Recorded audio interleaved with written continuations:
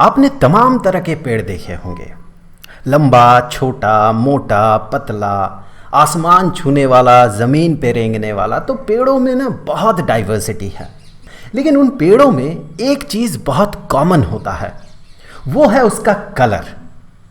पेड़ ज़्यादातर हरे रंग का ही होता है, हमेशा नहीं, लेकिन मोस्ट ऑफ द केसेस पेड़ का रंग हरा होता है। पेड़ के हरे होने के पीछे जो कारण है वो ये है कि पेड़ के पत्तों में और बाकी पार्ट्स में पाया जाता है एक खास सेल ऑर्गेनल, जिसे कि कहा जाता है क्लोरोप्लास्ट। जैसे कि देखिए ये एक सेल है, उस सेल के अंदर यहाँ पर देखिए इस तरह से गोल गोल आपको हरे रंग का स्ट्रक्चर दिख रहा है, ये सारे है क्लोरोप्लास्ट।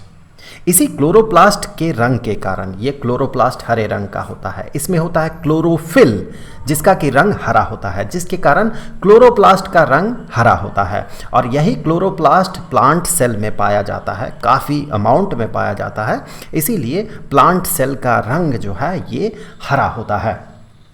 अब ये जो क्लोरोप्लास्ट है ये एक ख़ास तरह का प्लास्टिड होता है। प्लास्टिड एक जनरल सा फॉर्म कह सकते हैं हम, एक तरह के सेल ऑर्गेनल का जनरल फॉर्म, उसी का एक स्पेशलाइज्ड फॉर्म होता है क्लोरोप्लास्ट। तो बेसिकली ये जो प्लास्टिड है ये प्लास्टिड तीन तरह का होता है। एक तो होता है क्रोमोप्लास्ट, दूसरा होता है ल्यूकोप्लास्ट और तीसरा होता है जेरोंटोप्लास्ट। क्रोमोप्लास्ट ये इस तरह का प्लास्टिड होता है जो कि कलरफुल होता है, और इसमें कलर होने के पीछे जो रीज़न है वो है इसमें पाए जाने वाला पिगमेंट्स। इसमें कैरोटीन पाया जाता है जो कि लाल ऑरेंज कलर का होता है।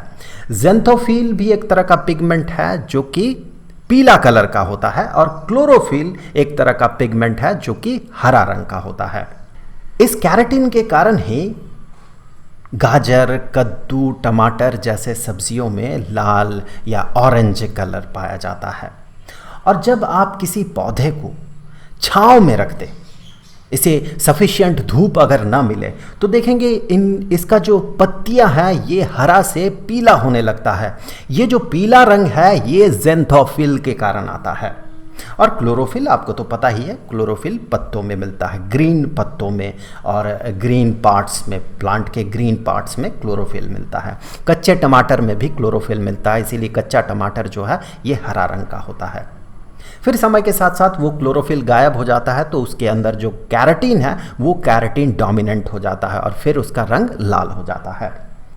अब ये जो क्रोमोप्लास्ट है, इस क्रोमोप्लास्ट का ही एक स्पेशल टाइप होता है क्लोरोप्लास्ट। क्लोरोप्लास्ट में पाया जाता है क्लोरोफिल। तो उस तरह का क्रोमोप्लास्ट जहां पर कि क्लोरोफिल पाया जाता है तो उसका रंग हरा हो जाता है, और उसी को हम क्लोरोप्लास्ट कहते हैं। देखिए, अलग अलग टेक्स्ट के हिसाब से, अलग अलग ऑथर्स के हिसाब से इसका जो कैटेगराइजेशन है प्लास्टिड का, ये कैटेगराइजेशन थोड़ा बहुत डिफर करता है। कुछ लोग ये मानते हैं ये क्लोरोप्लास्ट जो है इसे एक डिफरेंट कैटेगरी में रखा जाए, इसे क्रोमोप्लास्ट से अलग रखा जाए।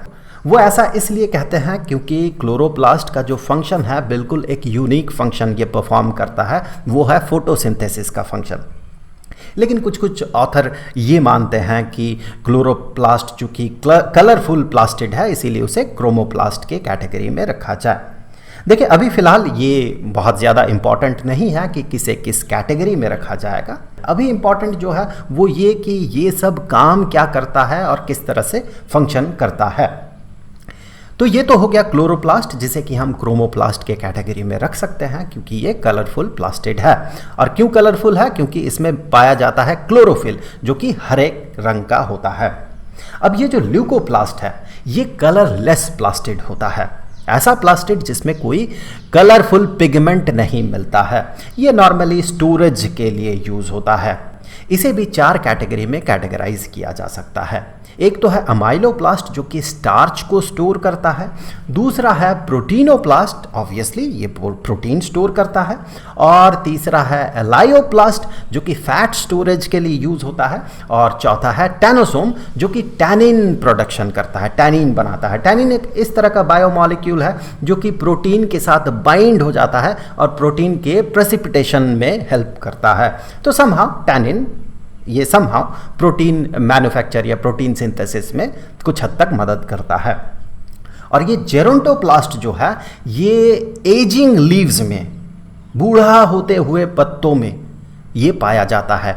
ये क्लोरोप्लास्ट में ही कुछ चेंजेस होता है और ये जेरोंटोप्लास्ट बन जाता है। किस तरह का चेंजेस होता है और क्यों बनता है ये जेरोंटोप्लास्ट, इसके लिए तो क्लोरोप्लास्ट का जो स्ट्रक्चर है ये हमें समझना होगा कि ये किस तरह से काम करता है और इसके अंदर क्या क्या पाया जाता है। और हमारे लिए फिलहाल स्टैंडर्ड 9th लेवल के लिए यही ज़्यादा इंपॉर्टेंट होगा कि क्लोरोप्लास्ट कैसे काम करता है, क्योंकि यही सबसे ज़्यादा पाया जाता है पेड़ पौधों में और इसी का फंक्शन जो है ये हमारे लिए बहुत ज़्यादा इंपॉर्टेंट है क्योंकि ये करता है फोटोसिंथेसिस। तो चलिए सबसे पहले तो हम ये देखेंगे कि ये क्लोरोप्लास्ट जो है इसका स्ट्रक्चर कैसा है। तो ये एक क्लोरोप्लास्ट हमने यहाँ पर ड्रॉ कर लिया है और इसका हम देखेंगे क्रॉस सेक्शन, इसे हम बीच से काट देंगे। तो बीच से हमने इसे काट दिया। आप गौर करें कि ये एक डबल मेम्ब्रेन्ड ऑर्गेनल है, दो मेम्ब्रेन्स है इसका। बाहर की तरफ एक मेम्ब्रेन जिसे कि आउटर मेम्ब्रेन कहा जाता है और एक अंदर की तरफ मेम्ब्रेन जिसे कि इनर मेम्ब्रेन कहा जाता है। अब इस इनर मेम्ब्रेन के अंदर वाले स्पेस में एक फ्लूइड होता है जिसे कि स्ट्रोमा कहा जाता है और इसके अंदर एक बहुत ही कॉम्प्लिकेटेड और बहुत ही खूबसूरत एक स्ट्रक्चर मिलता है, कुछ ऐसा। यहाँ आप गौर करें, इस तरह के स्ट्रक्चर्स को अगर आप देखें तो आप ये पाएंगे चपटे चपटे बहुत सारे स्ट्रक्चर्स स्टैक में जुड़ा हुआ है। इनको कहा जाता है ग्रेना। वैसे ग्रेना प्लूरल फॉर्म है, सिंगुलर फॉर्म इसका होता है ग्रेनम। तो एक ग्रेनम को चलिए हम यहाँ पर ड्रॉ कर लेते हैं। ये एक ग्रेनम है। यहाँ पर देखिए चपटे चपटे जो स्ट्रक्चर है, पतले पतले चपटे चपटे स्ट्रक्चर्स, इनका एक स्टैक है। यहाँ ये जो पतले पतले स्ट्रक्चर्स हैं, इन स्ट्रक्चर्स को कहा जाता है थाइलेकॉइड। थाइलेकॉइड में अपना एक मेम्ब्रेन भी होता है। ये जो थाइलेकॉइड आप देख रहे हैं इसमें अपना एक मेम्ब्रेन भी होता है। एक थाइलेकॉइड चलिए हम यहाँ पर ड्रॉ कर लेते हैं और इसी थाइलेकॉइड के ऊपर चिपका हुआ होता है क्लोरोफिल का मॉलिक्यूल। और ये क्लोरोफिल क्या करता है? यही फोटोसिंथेसिस करवाता है। यही सनलाइट का जो एनर्जी है, सनलाइट का एनर्जी को यही क्लोरोफिल ट्रैप करता है और वही एनर्जी यूज़ होता है कार्बन डाइऑक्साइड और पानी को रिएक्ट करवाने में और यहाँ से बनता है ग्लूकोज और ऑक्सीजन मॉलिक्यूल। तो ये जो रिएक्शन होता है, ये रिएक्शन के पीछे रिस्पॉन्सिबल है क्लोरोफिल, जो कि सनलाइट के एनर्जी को ट्रैप करता है और उसी एनर्जी को यूज़ करते हुए वो ग्लूकोज बनाता है कार्बन डाइऑक्साइड और पानी से। तो that's why chlorophyll is very important, क्योंकि ये फोटोसिंथेसिस करता है। अब आगे देखें आप, यहाँ पर पाइप जैसा स्ट्रक्चर है। कुछ पाइप देखें यहाँ पर इनर मेम्ब्रेन के साथ जुड़ रहा है। इस तरह के पाइप जैसा स्ट्रक्चर को कहा जाता है ग्रेना लैमेला। और कुछ कुछ पाइप जैसा स्ट्रक्चर देखें, एक ग्रेनम को दूसरे ग्रेनम के साथ जोड़ रहा है। इस तरह के पाइप जैसा स्ट्रक्चर को कहा जाता है स्ट्रोमा लैमेला। अब इंटरेस्टिंगली क्लोरोप्लास्ट के पास कुछ ऐसी चीज़ें हैं जो कि नॉर्मली सेल ऑर्गेनल में नहीं पाया जाता है। क्लोरोप्लास्ट में होता है अपना डीएनए और वो भी सर्कुलर डीएनए। सर्कुलर डीएनए दिखता हमें कहाँ पर है? बैक्टीरिया में। और इसी तरह का सर्कुलर डीएनए एक और सेल ऑर्गेनल में हमने देखा था और वो था माइटोकॉन्ड्रिया। माइटोकॉन्ड्रिया का भी अपना डीएनए होता है, सर्कुलर डीएनए बैक्टीरिया की तरह। उसी तरह से प्लास्टिड में भी अपना डीएनए होता है, सर्कुलर डीएनए। फिलहाल तो हम क्लोरोप्लास्ट देख रहे हैं, लेकिन हम कहेंगे कि प्लास्टिड में भी अपना डीएनए होता है और वो भी सर्कुलर डीएनए होता है। एक और इंटरेस्टिंग बात कि क्लोरोप्लास्ट में अपना राइबोसोम भी होता है। अब अपना राइबोसोम होता है, इसका मतलब कि ये अपने लिए बहुत सारे प्रोटीन का सिंथेसिस कर सकता है। इसका मतलब ये, इसे भी हम माइटोकॉन्ड्रिया की तरह हम सेमी ऑटोनोमस ऑर्गेनल कह सकते हैं। अब क्लोरोप्लास्ट में और भी बहुत सारी चीज़ें मिलता है। उनमें से एक बहुत ही इंपॉर्टेंट चीज़ है, वो है प्लास्टोग्लोब्यूल। ये प्लास्टोग्लोब्यूल लिपिड से बना हुआ होता है और ये एसोसिएटेड होता है थाइलेकॉइड के साथ। ऐसा भी माना जाता है कि थाइलेकॉइड मेम्ब्रेन जो है, उस मेम्ब्रेन के कंस्ट्रक्शन में जिस तरह के लिपिड की ज़रूरत होती है, उसी लिपिड को स्टोर करके रखता है प्लास्टोग्लोब्यूल। अब देखिए, एक पत्ता, हरे रंग का पत्ता, ये जब बूढ़ा हो जाता है तो इसका रंग धीरे धीरे चेंज हो जाता है और ये पीला पड़ जाता है। ऐसा इसलिए होता है क्योंकि समय के साथ साथ ये जो ग्रेनम है, इसका जो थाइलेकॉइड है, ये थाइलेकॉइड अलग हो जाता है, ये टूट जाता है ये स्ट्रक्चर, और थाइलेकॉइड का जो मेम्ब्रेन है ये भी टूटने लगता है। इसमें जो क्लोरोफिल रहता है वो भी डिग्रेड करने लगता है, टूटने लगता है, और प्लास्टोग्लोब्यूल का नंबर जो है क्लोरोप्लास्ट में ये काफ़ी बढ़ जाता है। इसके कारण जो क्लोरोफिल का असर है, जो क्लोरोफिल का डोमिनेंस है, ये डोमिनेंस कम हो जाता है क्योंकि क्लोरोफिल टूट जाता है, डिजेनरेट कर जाता है। और इसमें जो ऑलरेडी एग्जिस्टिंग अदर पिगमेंट्स है लाइक ज़ैंथोफिल, कैरोटीन, ये सब डोमिनेंट हो जाता है क्योंकि क्लोरोफिल गायब हो जाता है। तो बचा कौन? बाकी पिगमेंट्स, जो कि रेसेसिव था, डोमिनेंट पहले नहीं था क्योंकि पहले क्लोरोफिल था जो डोमिनेंट था।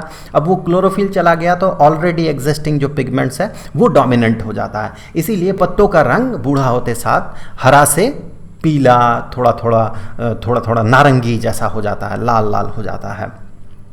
और ये क्लोरोप्लास्ट उस समय किस में कन्वर्ट हो जाता है? जेरोंटोप्लास्ट में।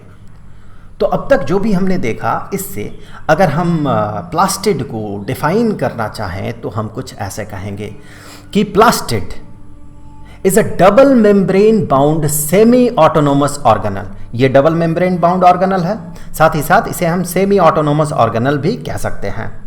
और ये कहाँ पाया जाता है? Found in the cells of plants, algae. Plants में भी मिलता है, एल्जी में भी मिलता है, और कुछ और तरह के यूकैरियोटिक ऑर्गेनिज्म में मिलता है। किस लिए इसका एग्जिस्टेंस क्यों है प्लास्टिड का? Generally for photosynthesis and for storage of fat, protein and starch. Photosynthesis chloroplast में होता है, प्लास्टिड का ही एक टाइप है क्लोरोप्लास्ट, और storage of fat, protein and starch ये होता है ल्यूकोप्लास्ट में, जो कि प्लास्टिड का ही एक टाइप है। तो इस तरह से हम प्लास्टिड को डिफाइन कर सकते हैं।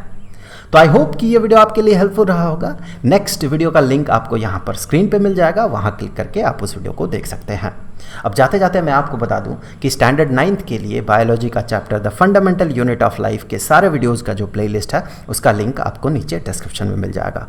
तो आई होप कि अगले वीडियो में फिर मुलाकात होगी। तो मिलेंगे आपसे अगले वीडियो में, तब तक के लिए खुश रहें। Good bye.